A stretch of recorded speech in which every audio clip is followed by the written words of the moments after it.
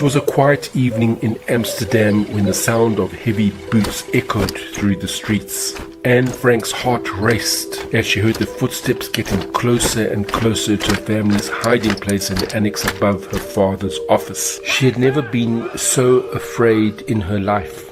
Anne and her family, along with 4 others, had been living in the secret annex for 2 years to avoid persecution by the Nazis.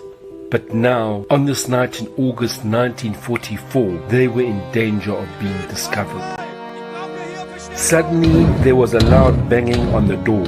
Anne's heart felt like it was going to burst out of her chest. She heard her father's voice, pleading with the Nazis outside. But it was no use. The door burst open and the Nazis stormed in, shining their flashlights around the room. Anne's mother tried to hide Anne and her sister Margot behind a bookshelf, but it was too late. The Nazis found them and dragged them out of the annex. Anne was taken to a concentration camp, along with her family and the others from the annex. The conditions in the camp were unimaginable, overcrowded, unsanitary, and filled with disease and death.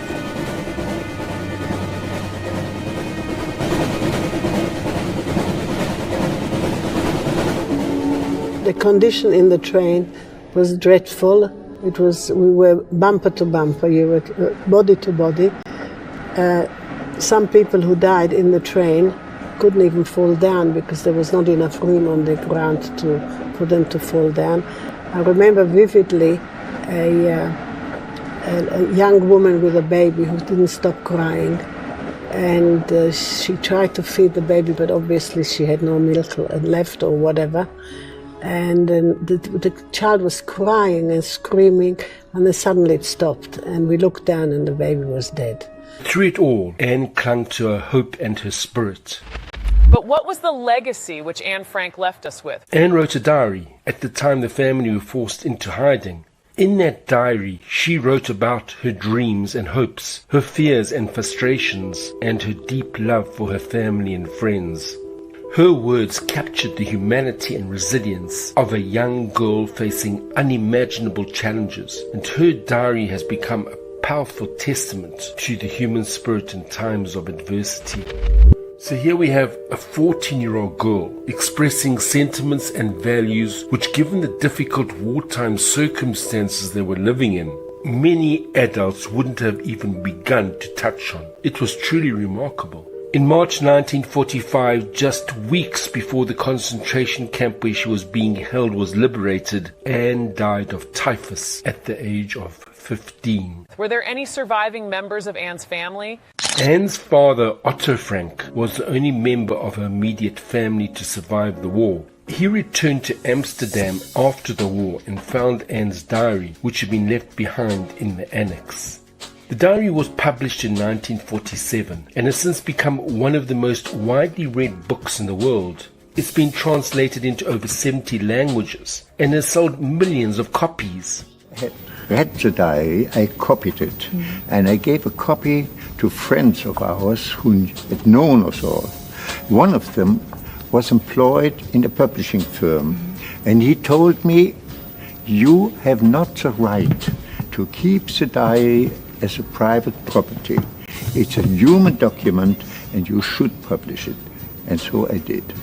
Anne's words have touched the hearts of people around the world, inspiring them to be more compassionate, empathetic, and understanding. Despite everything, I believe that people are really good at heart. This quote has become one of the most famous, and it speaks to the enduring hope and optimism that Anne maintained throughout her life.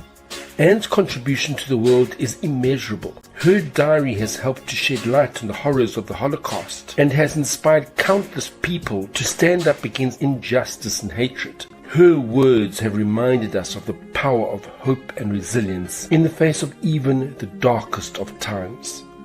But perhaps even more than that, Anne's story has given us a glimpse into the life of a young girl who was just like us. full of dreams, hopes and fears. She reminds us that even in the face of unimaginable challenges, we can still find beauty and goodness in the world. I want to be useful or bring enjoyment to all people, even those I've never met. I want to go on living even after my death. And she has done just that. Her legacy lives on, inspiring us to be better people and to make the world a better place. In the end, Anne's story is a reminder that even in the darkest of times, there is still hope, as she wrote, "Where there's hope, there's life. It fills us with fresh courage and makes us strong again." So here you have a 14-year-old girl who, despite the dire conditions that existed at the time, was able to grasp a positive message from her experience. And conversely, we're here over 75 years later, living, breathing, not even close to the unbearable conditions that existed in 1944, opining in a way which is far from the message that was being generated by this 14-year-old girl. Of course, the Holocaust, the genocide that was perpetrated, was horrendous, and we should not allow it to happen again. Never again. But there's always a bigger picture. A positive message that we can take away from that tragic period in history. It's a lesson for us, a lesson for mankind. July 15th, 1944.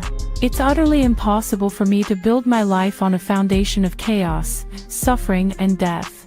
I see the world being slowly transformed into a wilderness. I hear the approaching thunder that one day will destroy us too. I feel the suffering of millions. And yet, when I look up at the sky, I somehow feel that everything will change for the better, that this cruelty too will end, that peace and tranquility will return once more. In the meantime, I must hold on to my ideals. Perhaps the day will come when I'll be able to realize them.